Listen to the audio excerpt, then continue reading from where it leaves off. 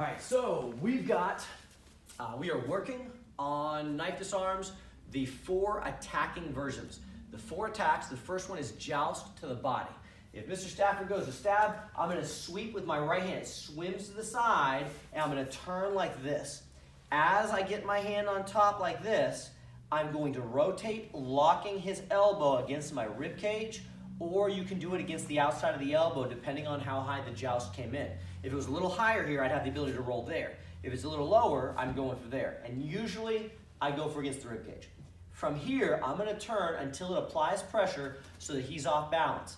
As he is stepping, I'm grabbing both hands, my other hand slipped into place on the back of this thumb right here, especially on this quarter where the pinky is, and I'm gonna keep it tight to my stomach, right by my belt.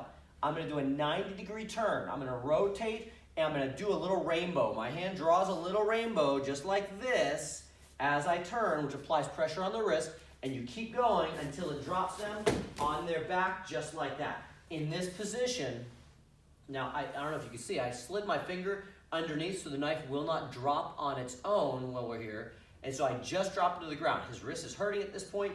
As soon as they hit, you can, if you line up your leg behind their elbow here, you can push forward hard to try to crack the wrist. And if you force a wrist forward, go ahead and grab for a second. If you have a grip like this, watch, if I force the hand forward, it loosens the grip up, which makes it easier to pull the knife away. Thank you, sir.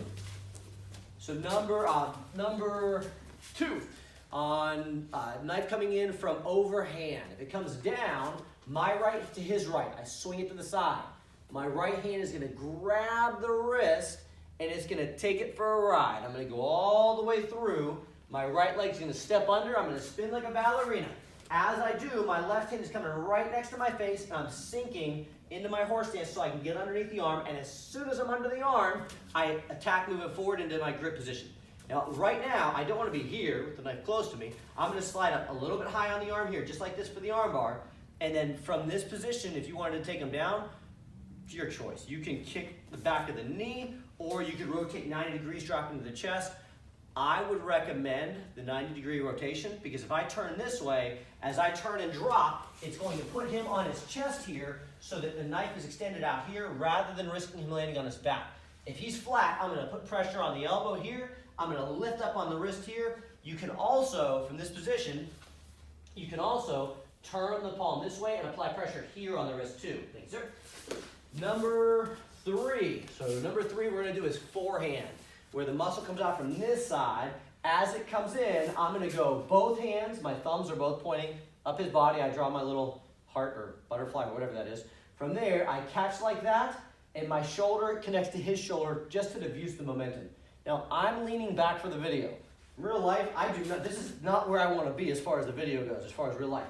So as he's coming in, I would actually be stepping in to here, so even if I didn't connect correct, the knife is back here, I'm past it. As soon as I'm in position and I hit his shoulder, boom, I'm going to take my legs, I'm going to bow slightly because I show respect. As I bow, that's also so he doesn't cut my leg as he comes through. I lean forward just a little bit, I come under, I spin through, and at this point you want to get tight to them. I'm going to spin under his arm, and as I go under, notice I slid up nice and close, which bends his elbow, and that gives me a figure 4. The figure 4 you can lock in here, or you can double grip, and then you would just crank down on their shoulder to take their arm home as a trophy. Or kick out the leg if you're feeling a little kinder. Thank you, sir. And then last but not least, the 4th one, if they come in with backslash, as backslash comes in, I'm going to go here. I'm going to do similar to baseball in our self-defense techniques. I catch and I try to break his shoulder, break his elbow over my shoulder there. As soon as I do, my left hand drives an elbow into the rib cage there, which gives me the grip on the neck. On the grip from the neck, I'm going to pull down and sweep, throwing him like this, watching the leg here as I come through. Once I'm in position, I want to slip the hand underneath so the knife isn't going to slide away or catch here. Once you have the grip though, you would try to break the elbow over the knee again, just in case you didn't do it the first time. And then you could kick and try to peel the knife away. If it is a knife that has a back to it like this, then you can strip it going this way.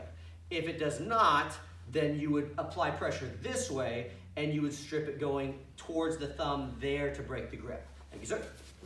There is an option B on that.